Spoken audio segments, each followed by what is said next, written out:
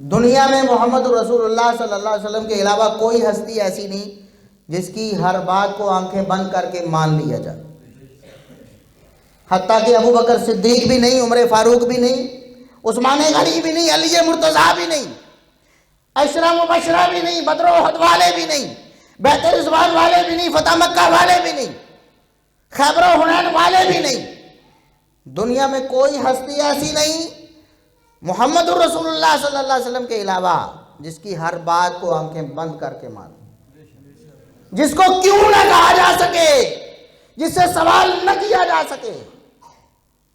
اور یہی صحابہ کرام کا عقیدہ ہے. قرآن نے کیا کہا؟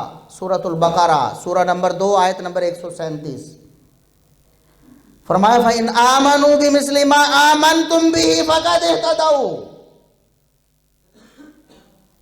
میرے نبی کے صحابہ، یہ لوگ اگر ایمان لانا چاہتے ہیں تو تمہارے ایمان کی طرح ایمان لائیں. اگر تمہارے ایمان کی طرح یہ ایمان لائیں گے تو تب ہدایت پر ہوں گے. وَإِن تَوَلَّوْا فَإِنَّمَا هُمْ فِي شِقَاقٍ.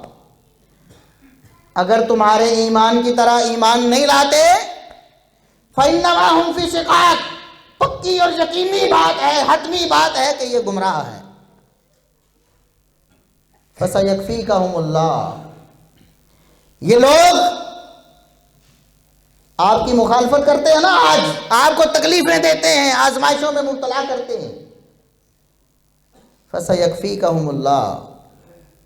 اللہ رب العزت آپ کے لیے کافی ہو جائے گا. وَهُوَ السَّمِيعُ الْعَلِيمُ. آج بھی ہم پیار اور محبت سے دعوت دیتے ہیں، لیکن ہماری دعوت میں روڑے اٹکائے جاتے ہیں. لوگوں کو کہا جاتا ہے ان کی دعوت کو نہ سنو، انہیں تکلیفیں میں مبتلا کرو، ان پر کیس کرو، ان کے راستے بند کرو، ان کی دعوت کو روکو. پتہ ہے کہ ہاتھ سے لوگ جا رہے ہیں، مسلسل اللہ کے فضل و کرم سے لوگ ٹوٹ رہے ہیں، کتاب و سنت کی طرف آ رہے ہیں.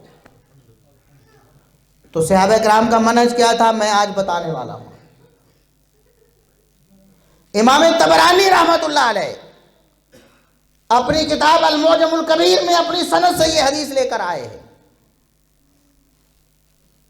سند یہ بھی حسن ہے، حدیث یہ بھی صحیح ہے.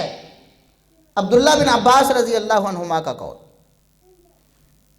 المعجم الکبیر طبرانی میں جو مستدرک حاکم کی حدیث میں نے پیش کی، اس کا نمبر 318 ہے.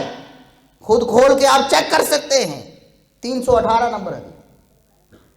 اور یہ جو حدیث ہے المعجم الکبیر طبرانی کی 11941 نمبر حدیث. امام طبرانی فرماتے ہیں حدثنا احمد بن عمرو، امام احمد بن عمر امام طبرانی کے استاد، وہ فرماتے ہیں حدثنا زیاد بن ایوب، ان کے استاد زیاد بن ایوب ہیں. وہ کہتے ہیں حدثنا ابو عبیدہ الحداد، یہ ان کے استاد ہیں ابو عبیدہ الحداد. عن مالک بن دینار عن اکرمۃ عن ابن عباس رضی اللہ عنہما. امام طبرانی سے لے کر عبداللہ بن عباس رضی اللہ عنہما تک سند. کسی میں کوئی جرت ہے اٹھائے انگلی کسی راوی پر رکھے، راویوں کے نام میں نے پڑھ کر سنائے، بعد میں جائے اعتراض کرے اس کی سند پر. عبداللہ بن عباس رضی اللہ عنہما کیا کہتے ہیں؟ فرماتے ہیں لیس احد الا یؤخذ من قولہ ویدع. اس کائنات میں کوئی ہستی ایسی نہیں ہے کہ جس کی ہر بات کو مان لیا جائے، بلکہ ہر ایک کی بات کو مان بھی لیا جائے گا، چھوڑ بھی دیا جائے گا، غیر النبی صلی اللہ علیہ وسلم، سوائے محمد الرسول اللہ صلی اللہ علیہ وسلم کی بات.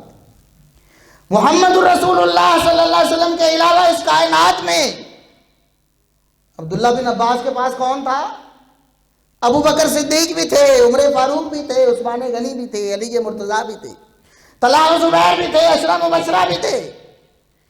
لیکن عبداللہ بن عباس کہتے ہیں نبی کے علاوہ نہ ابو بکر کی ہر بات آنکھیں بند کر کے مانی جا سکتی ہے، نہ عمر کی، نہ عثمان کی، نہ علی کی. اور یہ صرف ایسی تھیوری نہیں تھی کہ ایک نظریاتی مسئلہ تھا اور صحابہ کرام نے اس پر عمل نہیں کر کے دکھایا، تھیوری نہیں، پریکٹیکل کر کے دکھایا۔ محمد الرسول اللہ صلی اللہ علیہ وسلم کی بات کے خلاف، قرآن کے خلاف، حدیث کے خلاف اگر کسی صحابی کی بھی بات آئی ہے تو ٹھکرا دی ہے۔ کیا کی ہے؟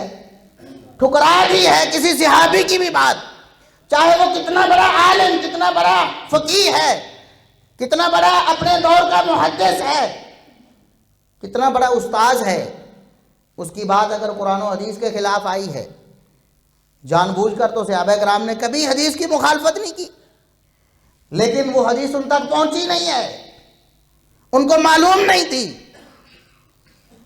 اور اگر صحابہ کرام میں ابو بکر و عمر، عثمان و علی میں ایسے لوگ ہو سکتے ہیں کہ جن تک کوئی ایک حدیث نہیں پہنچی اور انہوں نے اس کے خلاف فتویٰ دے دیا، تو صحابہ کرام کے بعد کون ہے ایسا دعوے دار جو کہتا ہے کہ میرے پاس قرآن و حدیث کا سارا علم ہے، میں بحر العلوم ہوں، میرے پاس نہ قرآن کی کوئی تفسیر چھوٹتی ہے نہ کوئی حدیث چھوٹتی ہے؟